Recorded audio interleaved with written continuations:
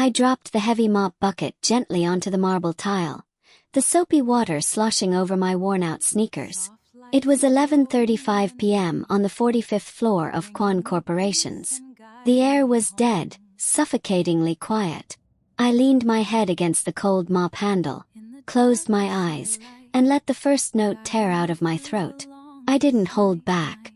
I sang the high bridge of that old soul track like I was standing center stage in a packed stadium, not hiding in a sterile supply closet. For those 30 seconds, I wasn't Sam, the exhausted night shift cleaner drowning in bills. I was free. I was alive. If you've ever poured your soul into a secret dream nobody else can see, hit that subscribe button right now because this channel is for you, and my nightmare was just beginning. The door of the closet swung open. The mop slipped from my hands, hitting the floor with a heavy thud. My heart slammed against my ribs. Standing in the doorway wasn't Dave, the grumpy night guard. It was Min-jae Kwon, CEO, the billionaire who owned the very floor I was currently dripping dirty water on. His tie was loosened, his sharp, calculating eyes locked onto me like I was an anomaly in his perfect system. "Who are you?" he demanded, his voice dangerously low, echoing off the tile. "I'm sorry," I stammered, my hands shaking as I grabbed my cleaning cart. "I thought everyone was gone. I'll leave right now." "I didn't ask where you were going. I asked who you are." He took a slow step into the cramped closet. The space instantly felt microscopic. That voice. "Where did you learn to do that?" "Nowhere. Please, Mr. Kwon, I need this job." My chest tightened, panic rising in my throat. I was working 3 jobs just to survive. If he fired me, I couldn't pay rent next week. Min-jae stared at me, his analytical gaze dissecting my fear. "I don't care about the floor," he said softly, the harsh executive edge suddenly dropping from his tone. "Sing it again." I blinked, frozen in place. "Excuse me. The bridge. Sing it again." "I'm on the clock, sir. I really have to finish the executive hallway." Before he could say another word, I shoved past him, my shoulder brushing his expensive suit, and bolted down the dimly lit corridor. I didn't look back. I just ran to the elevator, my pulse roaring in my ears, mashing the button until the doors slid shut. I thought I had escaped. I thought I could just swap my rotation and avoid the top floor. But when I clocked into my shift at the local cafe the very next morning at 6 a.m., my blood ran absolutely cold. The brass bell above the door chimed. There, standing in line among the groggy college students and dusty construction workers, perfectly composed in a sharp charcoal suit, was Min-jae Kwon. He walked straight up to my register. He didn't even look at the menu. "Black coffee," he said, his intense eyes drilling straight into mine. "And I believe we didn't finish our conversation last night, Sam." My plastic name tag suddenly felt like a burning target on my chest. He had looked me up. "That'll be $4, I said, my voice trembling as I forced myself to hold his gaze. "And we have absolutely nothing to talk about." He handed me a crisp $20 bill. "Keep the change." "I don't want your charity," I snapped, slamming the cash drawer shut. "Take your change and please sit down. There's a line." Min-jae didn't flinch. He took his coffee, walked to the small table in the far corner, and opened his laptop. He didn't speak to me for the rest of my shift. He just sat there, a silent, immaculate phantom in my chaotic world. And then he did it again on Tuesday. And Thursday. By Friday, my nerves were frayed to a breaking point.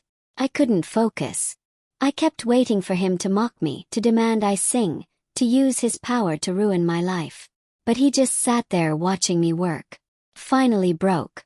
I untied my apron, stomped over to his table, and slapped both hands down on the sticky wood. "What is your problem?" I hissed, my voice trembling with exhaustion. "Do you get off on intimidating people who make minimum wage?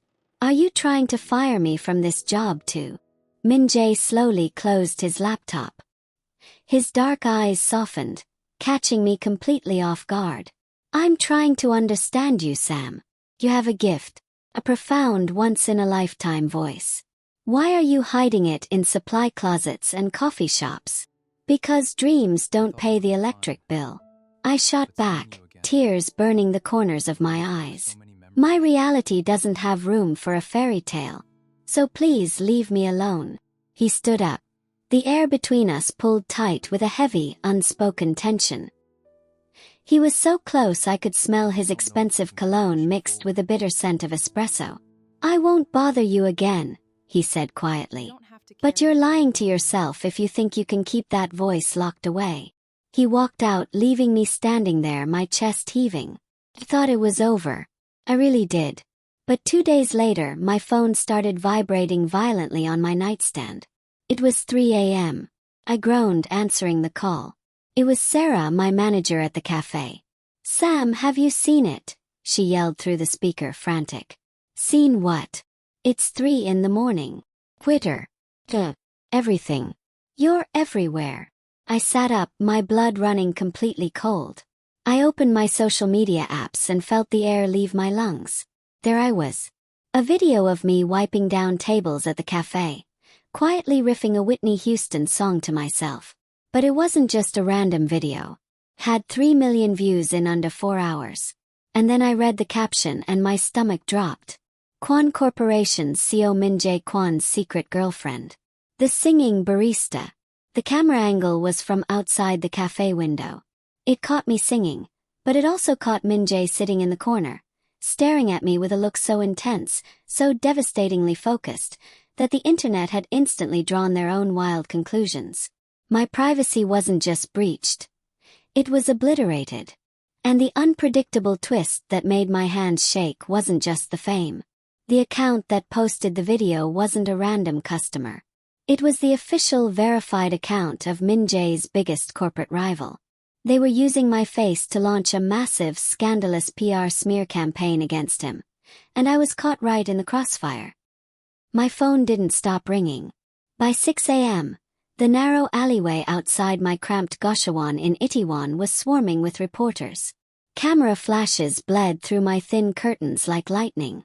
In Seoul, a corporate scandal involving a high-profile CEO isn't just news. It's a blood sport.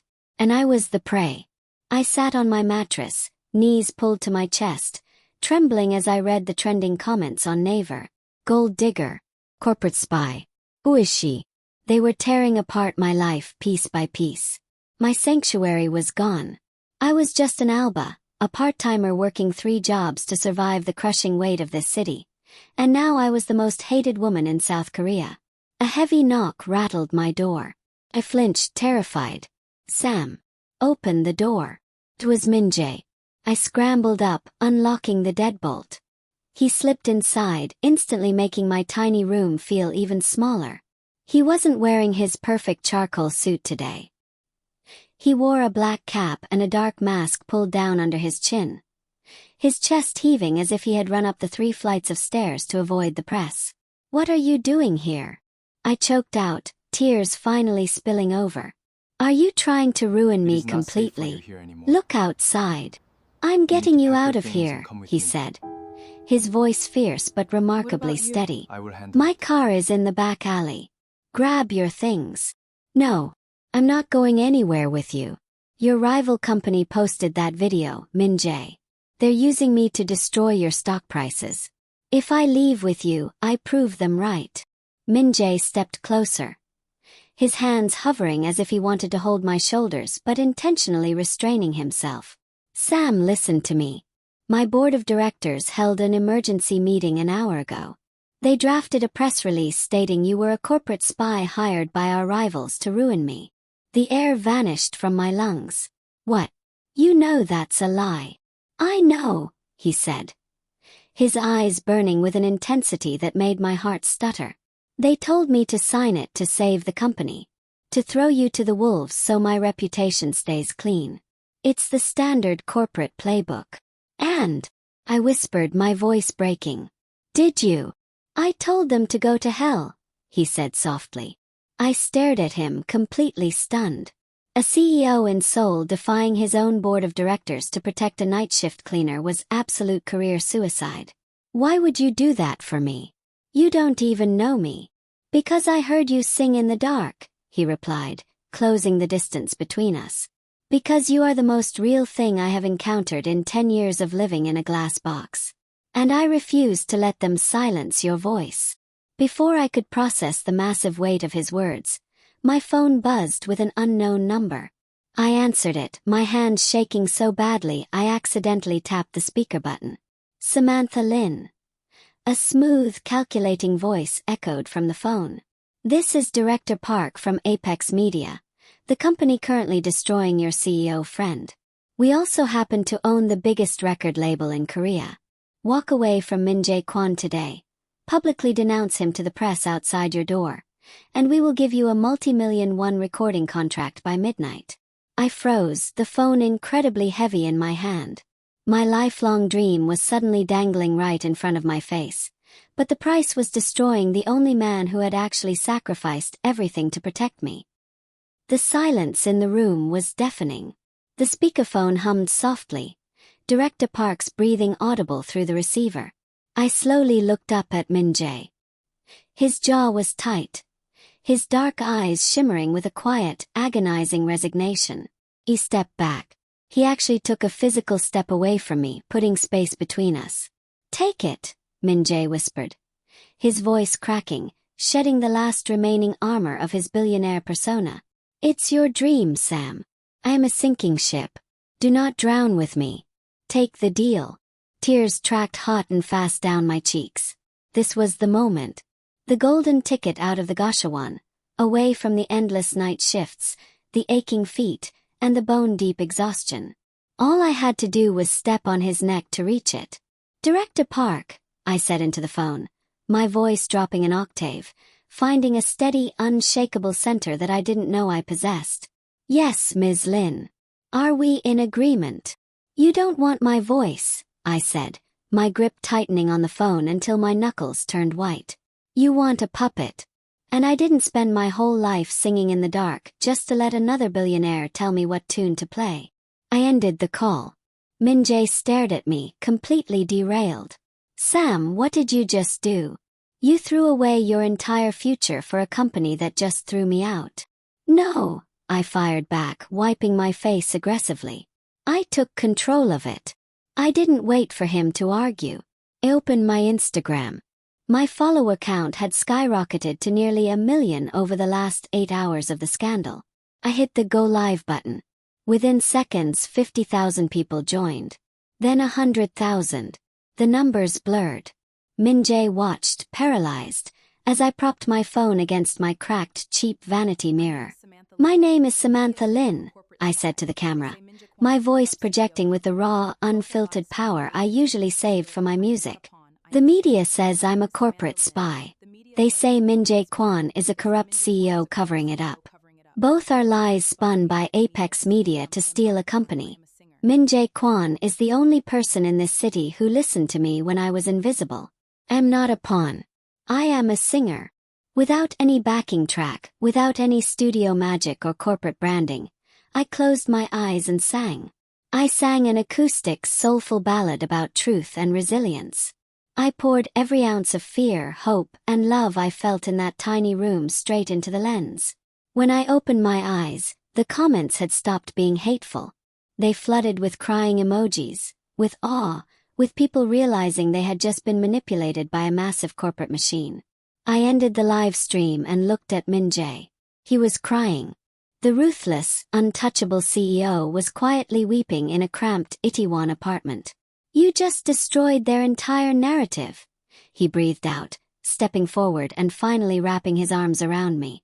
And you just launched your own career, completely on your own terms. 6 months later, the air was electric. I stood backstage at a packed indie music festival in Seoul, the crowd roaring my name. I wasn't signed to Apex Media. I was an independent artist, owning my own masters. And sitting in the front row, wearing a simple black t-shirt, completely stripped of his corporate mask, was Min Jae. He wasn't my savior. He was my partner. If you love this story about setting boundaries, refusing to be bought, and finding true power in your own voice, smash that like button, subscribe to the channel, and tell me in the comments what you would have done with that phone call. See you in the next video.